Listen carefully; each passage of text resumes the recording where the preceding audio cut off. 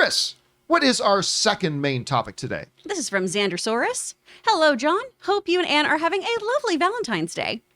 According to Screen Rant, a rumor has been reported that Disney is planning a new trilogy that'll be a post-sequel trilogy about the continuation of Rey Skywalker, and actress Daisy Ridley herself has signed a new contract for this project. I know John once said that he doesn't care about another trilogy, but what are your thoughts about this rumor? Do you think Grogue, aka Baby Yoda, might show up in this new trilogy? All right, thanks a lot for saying that in Zandersaurus. And this is a great example of how a small piece of information comes out and then broken telephone happens. And all of a sudden, that little piece of information slightly changes meaning on and on and on and on. Here's the basics of this.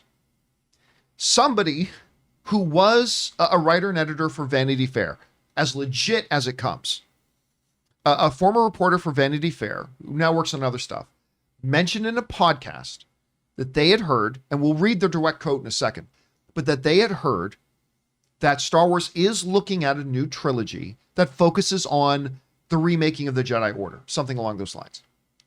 Rey is never mentioned.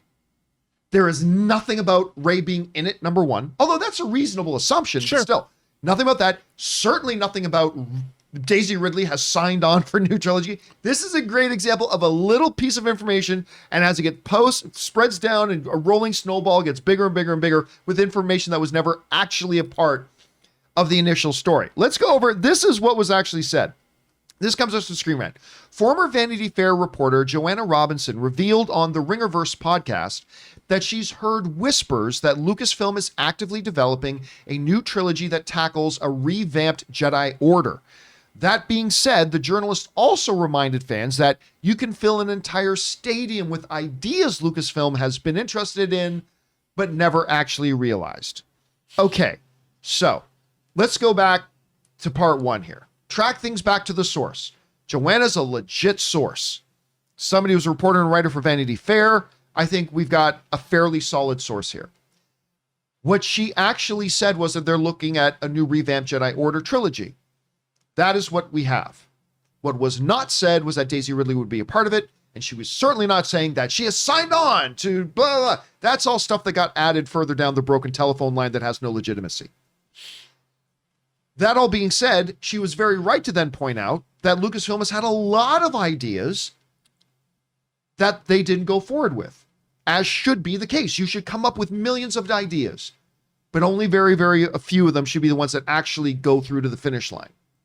So there's all that.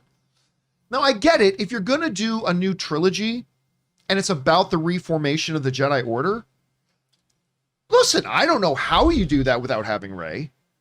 I mean, she's the last remaining kind of Jedi. She's now the embodiment, according to that terrible movie, The Rise of Skywalker. And I am a Disney Star Wars era fan. I am, but The Rise of Skywalker I thought was terrible. Anyway, but according to that movie, she's now the manifestation and embodiment of all the Jedi that have come before her.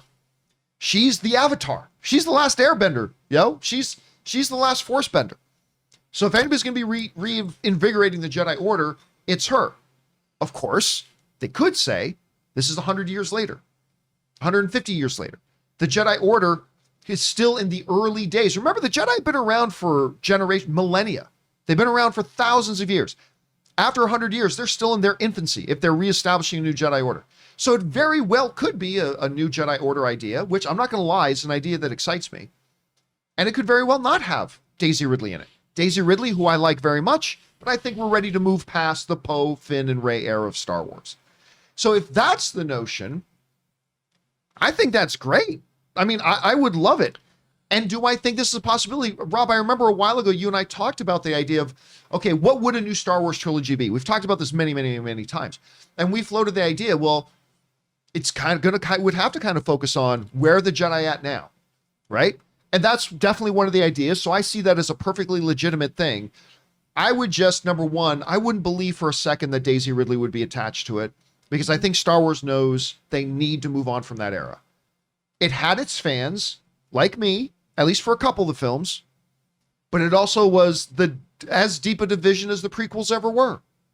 They got to move, as they moved on from the prequels, only referencing the prequel stuff, they need to move on from the sequel trilogy. Yeah. Reference it, it's canon, but they need to move on from it. So if they do this, and it's about a reestablished Jedi Order, and it's set 75, 100, 200 years after the events of Rise of Skywalker, sign me up. Do I think this is actually happening? No, I don't. But if that's what they did with it, I'd be perfectly happy. Rob, you hear this? What do you think the idea about coming back to the episodic Star Wars and basing it on the reformation of the Jedi Order, strengths and weaknesses? What do you think? Well, I think Star Wars movies, even the Disney sequel series, as much as I was not a fan of, especially how it wound up like you, it still made $1 billion. I mean, they're still money makers, and from a business standpoint, it's good business to make more Star Wars films. I just hope that a new Jedi Order and the reformation of the Jedi is something that's really interesting. They could make a really great film. I only hope that they spend a lot of time and really hone those scripts and come up with a truly great story that can span 3 movies, that is really well thought through, really well designed, and they really get filmmakers that know how to do this kind of thing. I like the idea, and I'm sure they're going to make another trilogy of movies. Hell, I wanted, after that Patty Jenkins announcement on the tarmac of a Air Force base when they announced Rogue Squadron or whatever, I'm like, I want to see that. But sadly, we're probably not going to. But still, I like Star Wars. I have since I was 10 years old. Bring it on, as long as it's good. Chris, you have a chance to hear about this. Number one, what do you think about the notion of them doing something like this?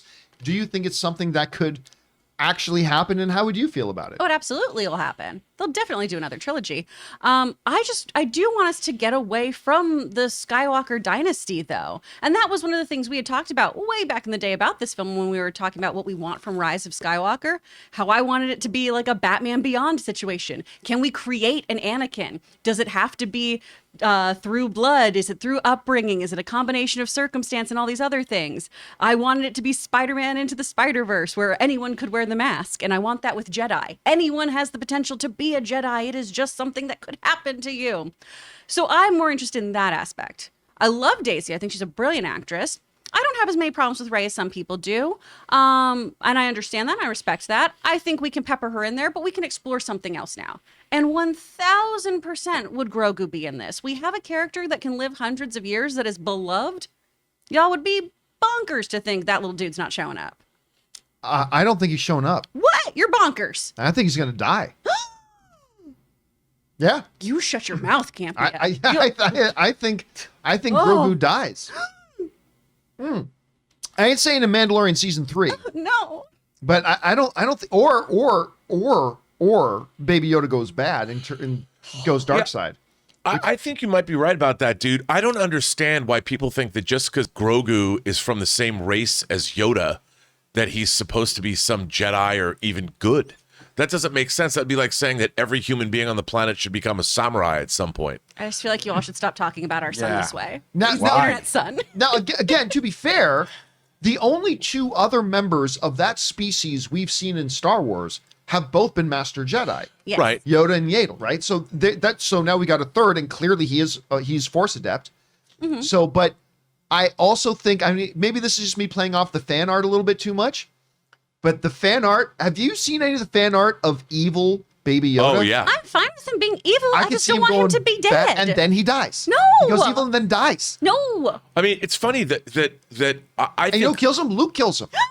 Oh, God. No, think about this. Follow me here. This is Shakespearean. Luke, who was going to try to train little Baby Yoda, offered him a choice. And they departs. He leaves. Eventually, that choice is going to lead him down to a dark path. He becomes dark.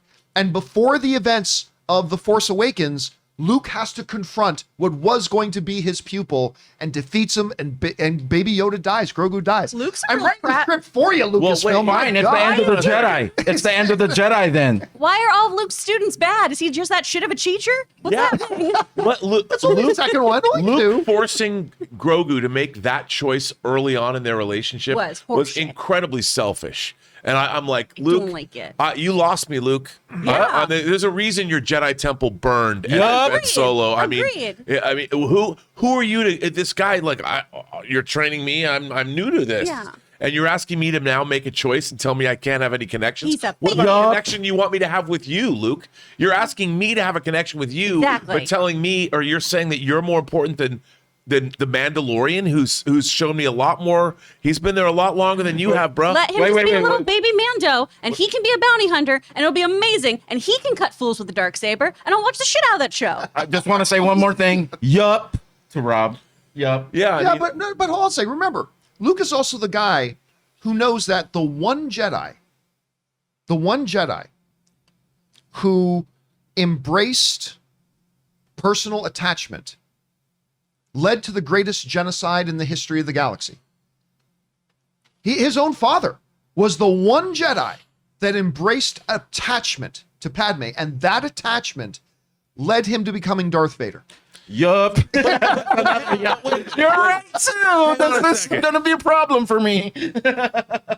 how does Luke know that? Because Luke was told by this, he found all this out in Jedi, in the movie Jedi. He's known this for a couple of days, and then he ends up, battles his father and the Emperor and burns his father's body.